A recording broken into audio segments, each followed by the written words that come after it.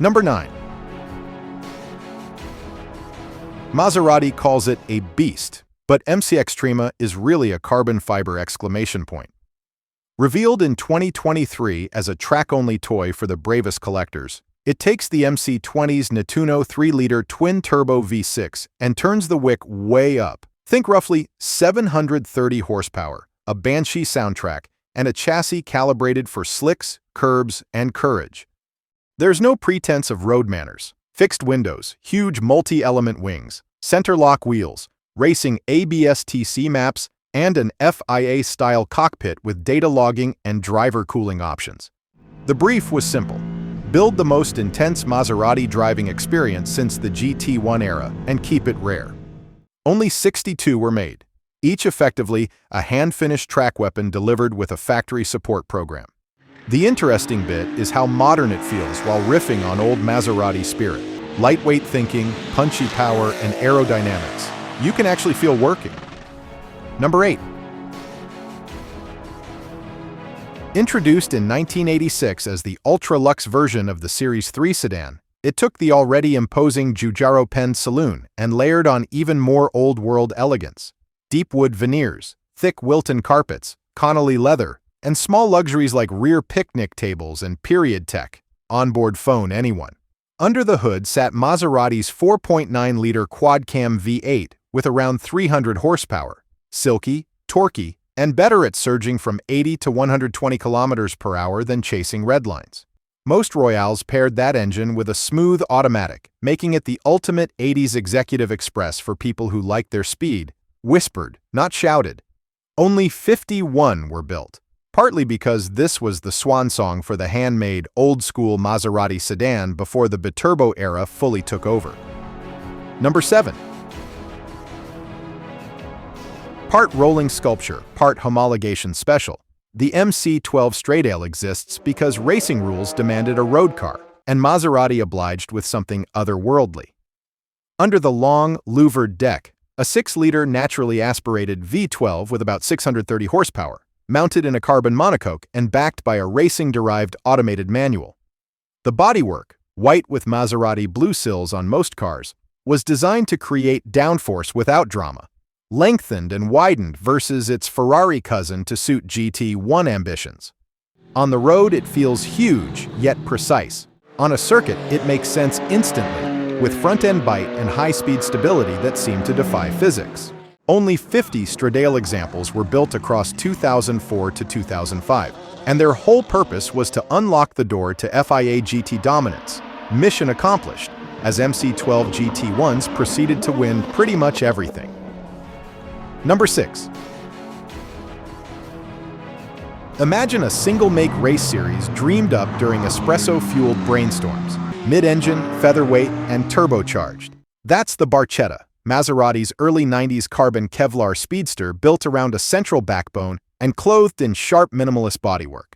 Power came from a 2-liter twin-turbo V6 derived from the biturbo family, tuned to well over 300 horsepower in a chassis that barely tipped the scales. The result was vivid: instant boost, cart-like turn-in, and a rear end that demanded respect. Only 17 were built for the Trofeo Barchetta series, which made the car a kind of unicorn, even when new. You had to be both brave and plugged in to get one.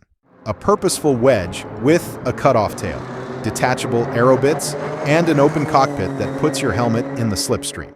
It's also one of the last true small-batch Maseratis, conceived at a time when the brand still dabbled in experimental formats. Number 5. If the MC12 Stradale is the tux, the Versione Corse is the fireproof suit. Developed for track day customers who wanted the GT1 experience without a scrutineer, it turned the race car's knowledge into a 12-piece laboratory of speed. The 6-liter V12 was liberated to roughly 750-plus horsepower. The aero package grew serious teeth, and the gearbox mapping focused on lap time over civility. Most cars wore deep, blue Victory paint and simplified lighting. Inside, bare carbon and harnesses remind you this is not a road trip partner.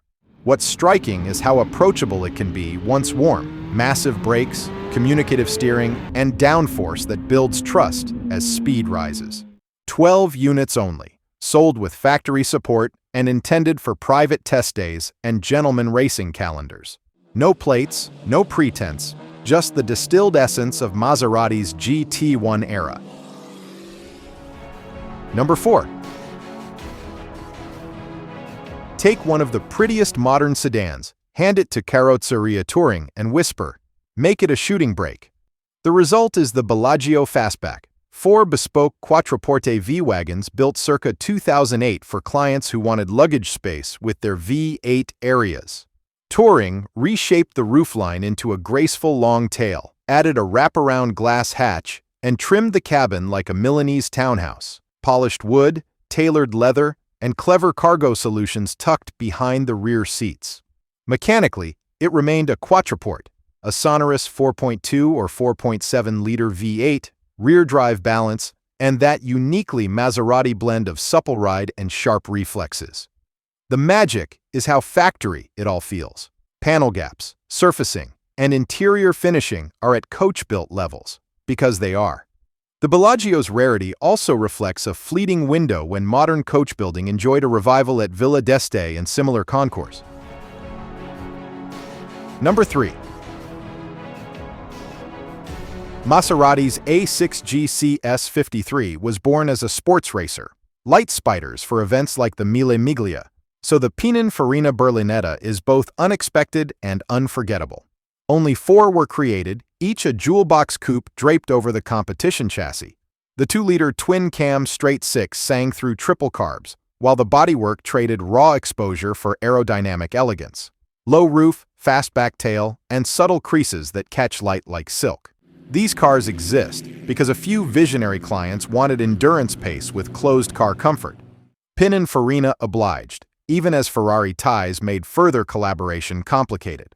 On the road, or rally, they're deceptively quick. Modest horsepower, yes, but very little weight, and gearing aimed at real-world speed.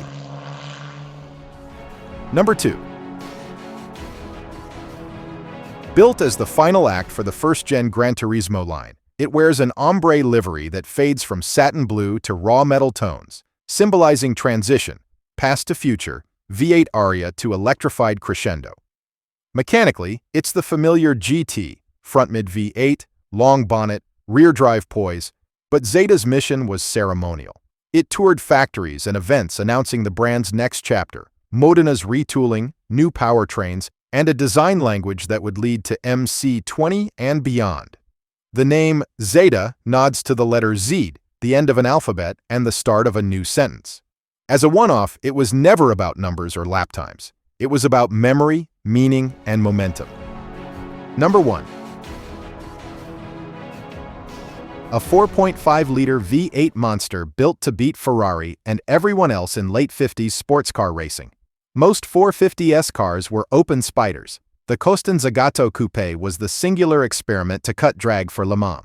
Aerodynamicist Frank Costin drew the slippery form, and Zagato shaped it in aluminum, long nose, camtail, and roofline pressed as low as mechanics could tolerate.